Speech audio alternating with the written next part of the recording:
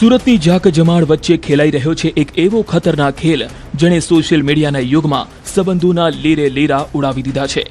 એક તરફ છે ગ્લેમર વર્લ્ડની મોડેલ જેનો દાવો છે કે તેનું જીવન નરક બનાવી દેવાયું છે, તો બીજી તરફ છે સુરતનો વેપારી મિતેશ જૈન જે હવે મીડિયા સામે આવીને કહી રહ્યો છે કે તે પોતે જ શિકાર બન્યો છે। ઇન્સ્ટાગ્રામ પર ચાલતું આ યુદ્ધ હવે પોલીસના ચોપડે ચડ્યું છે, પણ સત્ય શું છે? શું આ સાચું ટોર્ચરિંગ છે કે પછી બ્લેકમેલની કોઈ નવી પદ્ધતિ?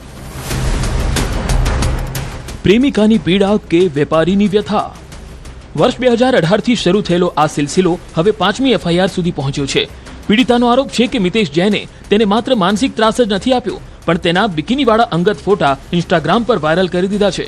હદ તો ત્યારે થઈ જ્યારે આરોપીએ એસિડ એટેકની અને જાનથી મારી નાખવાની ધમકી આપી હોવાનો ફરિયાદમાં ઉલ્લેખ કરાયો।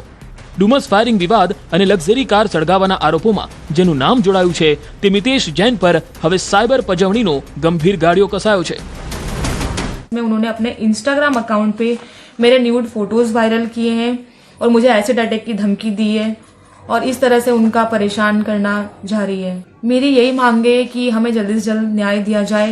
मेरी और मेरी फैमिली हम सब बहुत परेशान हैं। वो मुझे टॉर्चर इतना कर दिया है कि अब अगर न्याय नहीं मिला तो अब मेरे पास सुसाइड करने के अलावा और कोई रास्ता नहीं है। આરોપોનો વરસાદ થઈ રહ્યો હતો ત્યારે મિતેશ જૈને મૌન તોડ્યું છે। મીડિયા સામે આવીને તેણે મોડલના આક્ષેપોને નકારી કાઢ્યા। મિતેશનો દાવો છે કે જે ફોટા વાયરલ થયાની વાત છે તે વર્ષ 2020થી મોડલના ઇન્સ્ટાગ્રામ પર જ હતા। તેણે માત્ર શેર કર્યા હતા અને તરત જ ડિલીટ પણ કરી દીધા હતા।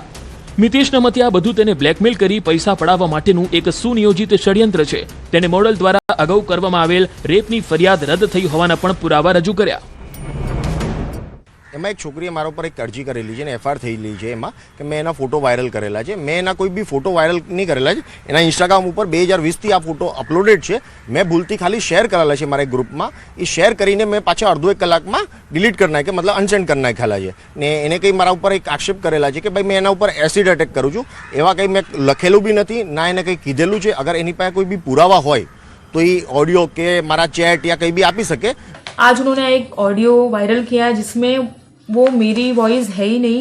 उन्होंने वो डमी वॉइस बनाकर मुझे मतलब परेशान करने के लिए ये सारी चीज़ें वो कर रहे हैं, बदनाम करने के लिए। उन्होंने मुझे बहुत ज़्यादा परेशान कर दिया है। मतलब मैं किस तरह से कितना परेशान हो जाऊँ और मैं खुद से सुसाइड कर लूँ, इस हद तक उन्होंने मुझे परेशान कर दिया है। એક તરફ મિતેશ કહી રહ્યો છે કે તેના યુવતી સાથે ઘણા જૂના સંબંધો છે, જેની અદાવત રાખી ખોટી અરજીઓ અને ફરિયાદ કરે છે અને પૈસા માંગે છે। હવે આ કેસમાં કાયદો અને ટેકનોલોજીનો સંગમ થયો છે। અલથાણ પોલીસ અને સાયબર ક્રાઇમ સેલે ઇન્સ્ટાગ્રામના ડેટા અને સ્ક્રીન રેકોર્ડિંગને ફોરેન્સિક તપાસ માટે મોકલી આપ્યા છે। શું મિતેશે ખરેખર નકલી આઈડી બનાવીને એસિડ એટેકની ધમકી આપી હતી કે પછી મોડલ દ્વારા કરવામાં આવેલા આક્ષેપો માત્ર હની ટ્રેપનો ભાગ છે? પોલીસ અત્યારે ડિજિટલ ફૂટપ્રિન્ટ્સના આધારે આ ખૂની ખેલ અને ડિજિટલ ટોર્ચર પાછળનું સત્ય શોધી રહી છે। જે આરોપી જે છે મિતેશ જૈન, એમણે એમના જે ફોટા જે છે પોતાની ઇન્સ્ટાગ્રામ ચેનલ પર વાયરલ કરેલા હોય જે બાબતે તેમણે પોતાનું સ્ક્રીન રેકોર્ડિંગ રજૂ કરતા ગત તારીખ 21/2/2025ના રોજ આરોપી મિતેશ સંપતલાલ જૈન વિરુદ્ધ અલથાણ પોલીસ સ્ટેશનમાં IT એક્ટની કલમ 66E 67 અને 67A મુજબ ગુનો દાખલ કરવામાં આવેલ છે। સુરતના મોડલ કેસમાં મોટો ગરમાવો, સ્યુસાઇડની ધમકી કે બ્લેકમેલિંગની રમત?